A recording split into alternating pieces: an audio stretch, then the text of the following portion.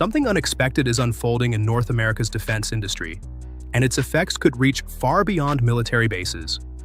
Canada is exploring deeper partnerships with European companies like Saab and Airbus, raising new questions about aerospace manufacturing, technology transfer, and the future of cross-border industrial cooperation.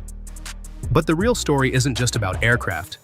It's about factories, supply chains, engineering talent, and billions in potential investment. Welcome back to your ultimate pit stop, Piston Pundit. Today we're breaking down 5 developments that could reshape Canada's defense strategy and influence the next generation of advanced manufacturing across North America.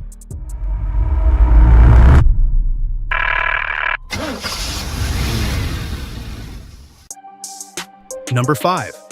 Saab's GlobalEye, Canada's aerospace future takes a sharp turn. One of the most significant developments is Canada's decision to negotiate with Saab after identifying the Swedish firm as its preferred choice for a future airborne early warning capability. Instead of selecting Boeing's E-7 wedgetail, discussions are centered on the GlobalEye system, built on the Canadian-designed Bombardier Global 6500 business jet. That detail matters. Like an automaker choosing to build around a proven chassis, Saab's approach leverages an existing Canadian platform while potentially supporting domestic engineering, maintenance, and high-value manufacturing jobs. The GlobalEye combines advanced airborne radar with maritime and ground surveillance, making it well-suited for Arctic monitoring and NORAD-related missions. Although negotiations are still underway, the broader message is clear. Canada increasingly values industrial participation, technology partnerships, and long-term manufacturing capability alongside military performance. But GlobalEye is only part of the story. Canada's fighter strategy may be evolving as well. Number 4. Canada's fighter strategy. New priorities challenge old assumptions. Canada's GlobalEye negotiations have also renewed attention on its broader fighter strategy. While Ottawa continues with its previously announced F-35 commitments, policymakers are increasingly weighing industrial benefits, operational flexibility, and long-term supply chain resilience alongside military capability. Saab continues to market the Gripen by highlighting domestic assembly, technology transfer, Canadian jobs, and greater software sovereignty. Although no changes to Canada's current fighter plans have been announced, the discussion reflects evolving priorities. For automotive enthusiasts, it's like choosing between 2 performance cars. Peak horsepower grabs attention, but maintenance costs, parts availability, software updates, and local support often determine long-term value. Defense procurement works much the same way. Increasingly, governments are looking beyond raw performance and focusing on economic returns, domestic expertise, and industrial resilience when making major acquisition decisions. And the shift doesn't stop with fighter jets. Helicopters tell another important story. Number 3. Airbus and Canada, a partnership built beyond aircraft sales. While fighter jets often dominate headlines, Airbus's growing interest in Canada highlights a broader industrial strategy.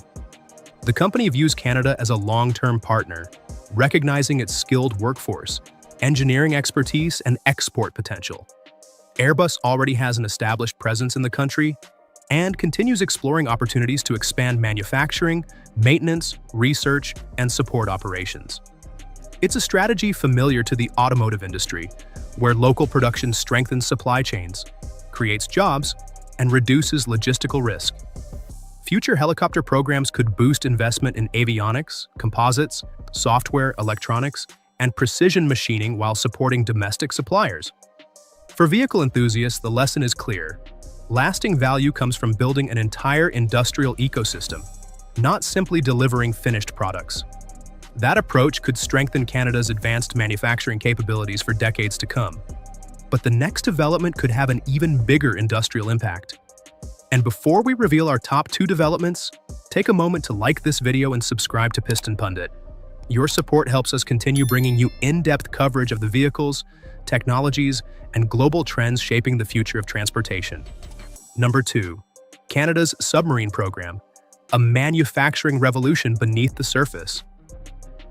While aircraft have dominated recent headlines, Canada's future submarine program may prove to be the most influential manufacturing project on the horizon. Ottawa is reviewing proposals for a new conventionally powered fleet, and bidders are offering far more than submarines. They're pitching long-term economic partnerships. The packages include technology transfer, maintenance hubs, workforce training, research collaboration, and investments in domestic supply chains. It's similar to an automaker deciding where to build a next-generation EV plant. The factory is only the beginning. Suppliers, robotics firms, software developers, steel producers, and precision machining companies often benefit for decades. If substantial production and sustainment work remains in Canada, the ripple effects could extend across multiple industries. The decision is shaping up to be about building an industrial ecosystem, not simply acquiring new military hardware. But one bigger theme connects everything we've covered so far. Number 1, defense procurement, the surprising engine driving industrial growth. Looking at the bigger picture, Canada's procurement philosophy appears to be evolving beyond simply buying military equipment.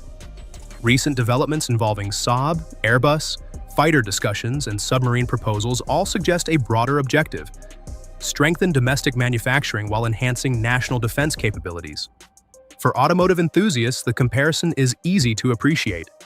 Successful vehicle programs rely on localized production, resilient supply chains, skilled labor, and continuous innovation, not just impressive horsepower figures. Defense projects increasingly follow the same blueprint. Canadian companies specializing in avionics, composites, software engineering, artificial intelligence, advanced materials, and precision machining could benefit if industrial participation remains a priority. Importantly, this diversification does not replace Canada's long-standing cooperation with the United States through NORAD and NATO. Instead, it reflects a strategy of broadening partnerships while reinforcing domestic expertise and long-term economic resilience. Taken together, these developments lead to one clear conclusion. Verdict: beyond the assembly line, Canada's bigger manufacturing bet emerges.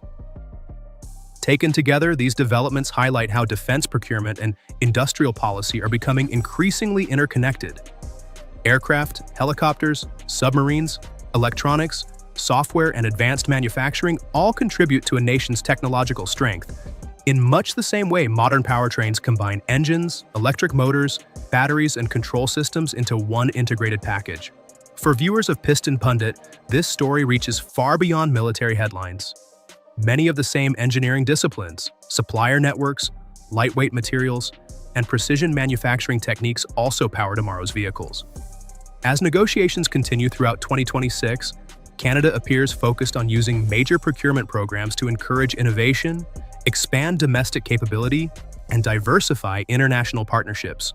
The long-term impact may be measured not only in new defense platforms but also in stronger factories, highly skilled jobs, and advanced technologies that influence North American manufacturing for years to come.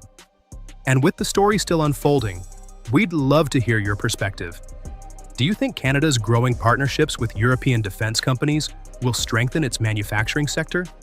Could strategies like technology transfer and local production offer lessons for the automotive industry?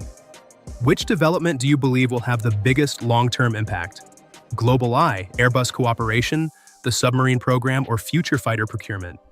Share your thoughts and experiences in the comments below. If you enjoyed this breakdown, be sure to subscribe to Piston Pundit and turn on notifications so you never miss our latest vehicle updates, industry analysis, and upcoming videos. Thanks for watching, and we'll see you in the next video. In the meantime, check out one of the videos on your screen. There's plenty more to explore.